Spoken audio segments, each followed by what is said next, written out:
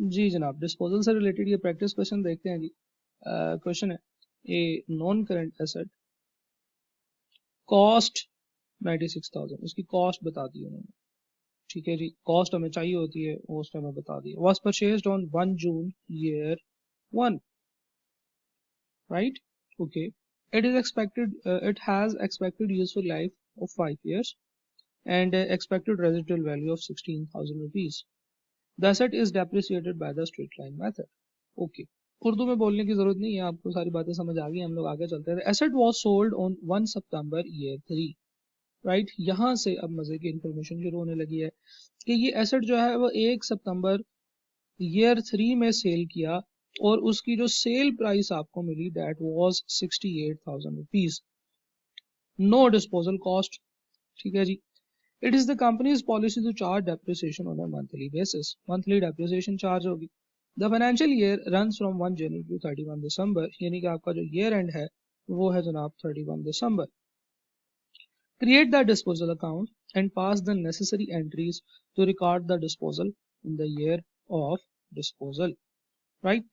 Okay. हम लोगों ने एक disposal का account create करना है। सबसे पहली चीज जो होती है disposal account के अंदर वो ये होती है कि asset की जो cost है वो इसके कॉस्ट अकाउंट से निकाल के डिस्पोजल अकाउंट में पोस्ट करनी होती है, जिसकी जो एंट्री होती है वो इस तरीके से होती है कि हम लोग डिस्पोजल अकाउंट को करते हैं डेबिट और एसेट अकाउंट को करते हैं credit with the amount of cost of asset which is 96,000।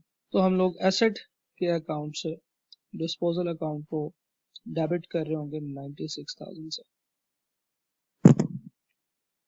अगली जो चीज है वो ये होती है कि एसेट की एक्यूमुलेटेड डेप्रिसिएशन हम लोग फाइंड आउट करते हैं और एक्यूमुलेटेड डेप्रिसिएशन अकाउंट के अंदर से उसकी एक्यूमुलेटेड डेप्रिसिएशन निकालते हैं। अब जरा यहाँ पे गौर से देखिएगा। देखें, हम लोग बात कर रहे हैं, हम लोग इस वक्त हैं कौन से साल में? 3rd ईयर में है और 3rd ईयर के अंदर हमने डिस्पोजल किया है।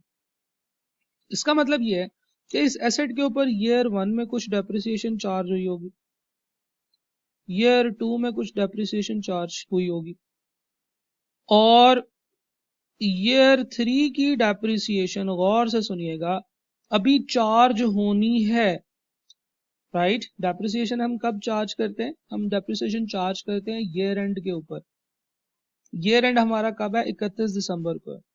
31 दिसंबर ईयर 3 का ईयर एंड अभी नहीं हुआ। इसका मतलब ये है कि पहले साल और दूसरे साल की जो डेप्रिसिएशन है वो इस वक्त एक्यूमुलेटेड डेप्रिसिएशन के अकाउंट के अंदर पड़ी होगी।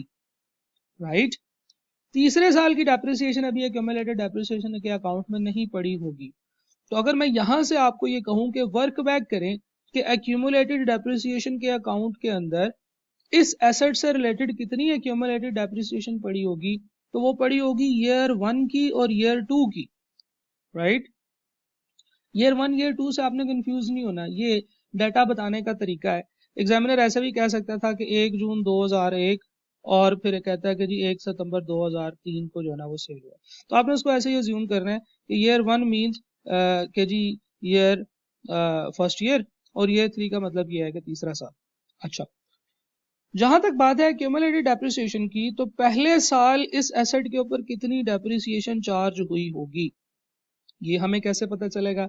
ये हमें पता चलेगा इस एसेट की डेट ऑफ परचेज से। ये एसेट 1 जून को परचेज हुआ और पहला साल हमारा एंड हुआ होगा 31 दिसंबर ईयर 1 पे, यानी कि इस एसेट के ऊपर ईयर 1 में जो डेप्रिसिएशन लगी होगी वो जून, जुलाई, अगस्त, सितंबर, अक्टूबर, नवंबर एंड दिसंबर, टोटल 1 2 3 4 5 6 और 7 महीने की लगी होगी।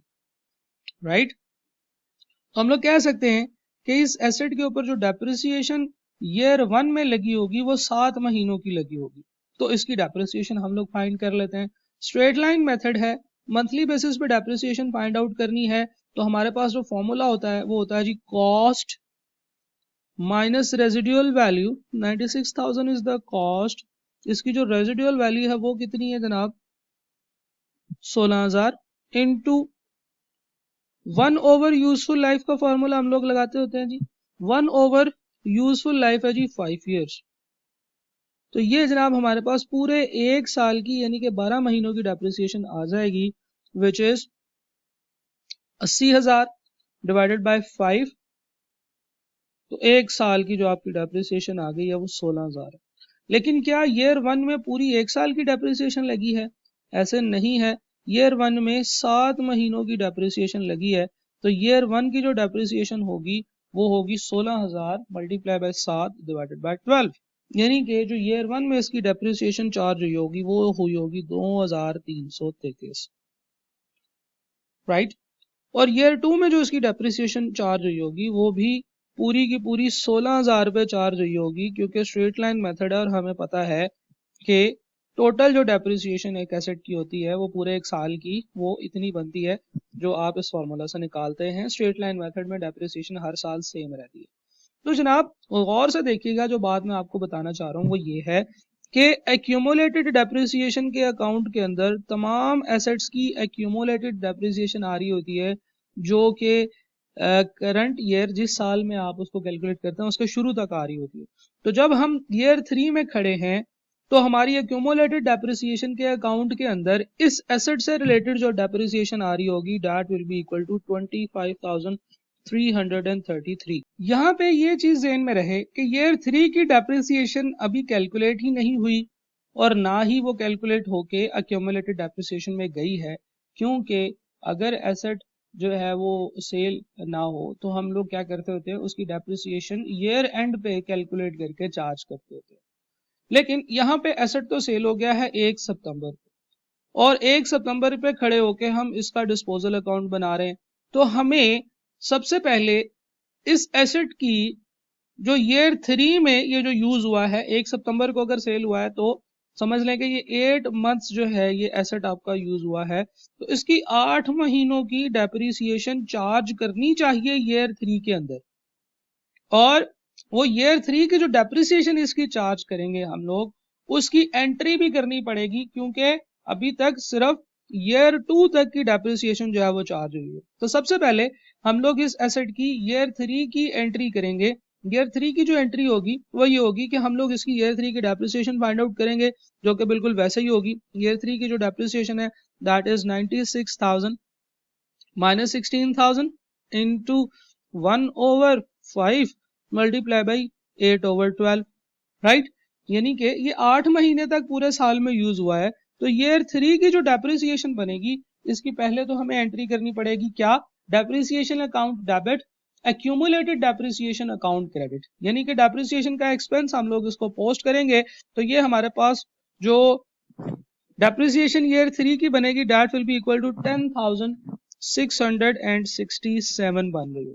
ओके, तो हम लोग उसकी डेप्रिसिएशन की एंट्री करेंगे कि डेप्रिसिएशन अकाउंट डेबिट 10,667 से and accumulated depreciation account credit 10,667 से।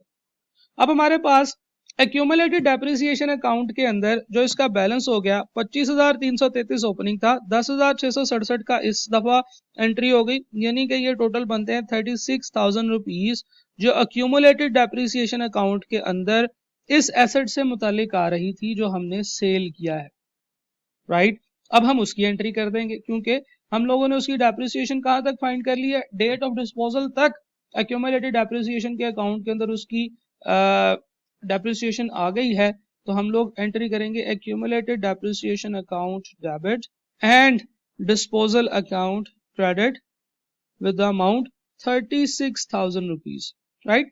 तो बात सिंपल थी कि जिस डेट तक एसेट आपके पास यूज हुआ है उस डेट तक की डेप्रिसिएशन चार्ज करने के बाद एक्यूमुलेटेड डेप्रिसिएशन में उस अकाउंट से रिलेटेड जो डेप्रिसिएशन थी, उस एसेट से रिलेटेड जो डेप्रिसिएशन थी वो हमने डिस्पोजल अकाउंट में ट्रांसफर कर दी। तो हम लोग यहाँ पे लिखेंगे जनाब एक्यूमुलेटेड डेप्रिसिएशन अकाउंट 36,000 से डेबिट हो रहा है, ये अकाउंट क्रेडिट हो रहा है। बाकी जो चीजें हैं वो सिंपल है। आपको कितने पैसे मिले हैं जी? 68,000 रुपीज मिले हैं। तो कैश अकाउंट डेबिट और accumulated depreciation account credit with the sales proceeds 68,000 और कोई डिस्पोजल कॉस्ट नहीं थी। तो अब हम लोग इस अकाउंट को क्लोज कर देंगे। ये इस अकाउंट की जो debit side sorry credit side है वो बड़ी है, ये बनेगा जी 104,000 और ये भी बनेगा जी 104,000। 104 माइनस 96 आपके पास जो gain on disposal of asset आया है दैट इज 8,000, राइट। तो इस तरीके से आप इसकी कैलकुलेशन करेंगे। इस क्वेश्चन में हमने देखा कि जो चीज हमने कैलकुलेट करनी थी वो थी एसेट की एक्यूमुलेटेड डेप्रिसिएशन कितनी है और उस एसेट की इस साल की डेप्रिसिएशन कितनी है। हमने वो दोनों चीजें कैलकुलेट की, बाकी एसेट की कॉस्ट भी दी हुई थी, कैश भी दिया हुआ था। ये वाली फिगर जो 36,000 है इसकी कैलकुलेशन हम लोगों ने की है। तो एग्जामिनर इसी तरीके से आपसे डिफरेंट टाइप की फिगर्स की कैलकुलेशन बस करवाता है, आपको डिस्पोजल की एंट्रीज के अंदर कोई भी उसमें नई चीज नजर नहीं आएगी। अच्छा, यहाँ पे अगर हम लोग बात करें तो हमें पता चला कि डेप्रिसिएशन की जो एंट्री हुई थी वो सिर्फ पहले 2 सालों की हुई थी, तीसरे साल की नहीं हुई थी क्योंकि वो साल के एंड पे करनी थी और हमने मिड ऑफ द ईयर जो है ना वो एसेट सेल कर दिया है। तो फिर समझ लें कि तकरीबन हर सवाल में ही ऐसे हो रहा होगा कि पहले आपने उस साल की डेप्रिसिएशन चार्ज करनी होगी और फिर उसके बाद आपने उस एसेट का डिस्पोजल करना होगा, राइट। चलें जी, इस क्वेश्चन की प्रैक्टिस करें। अगली वीडियो हम एक और प्रैक्टिस क्वेश्चन देखते हैं।